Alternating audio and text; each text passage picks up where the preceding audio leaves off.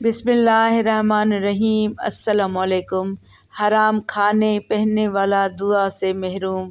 حضرت ابو ہریرہ رضی اللہ تعالیٰ عنہ بیان کرتے ہیں، رسول اللہ صلی اللہ علیہ وآلہ وسلم نے فرمایا، بے شک اللہ پاک ہے اور وہ صرف پاک چیز ہی قبول فرماتا ہے، اور اللہ تعالیٰ نے جس چیز کے متعلق رسولوں کو حکم فرمایا اسی چیز کے متعلق مومنین کو حکم فرمایا۔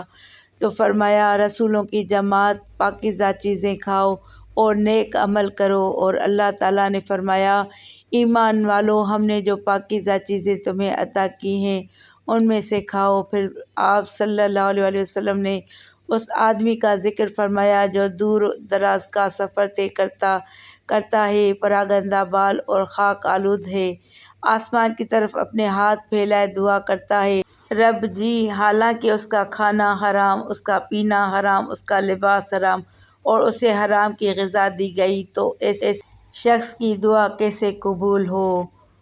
ویڈیو اچھی لگے تو ویڈیو کو لائک کر کے چینل کو سبسکرائب کریں اور گھنٹی کے نشان کو دبائیں تاکہ میری آنے والی ہر نئی ویڈیو کا نوٹیفیکیشن آپ کو سب سے پہلے ملے۔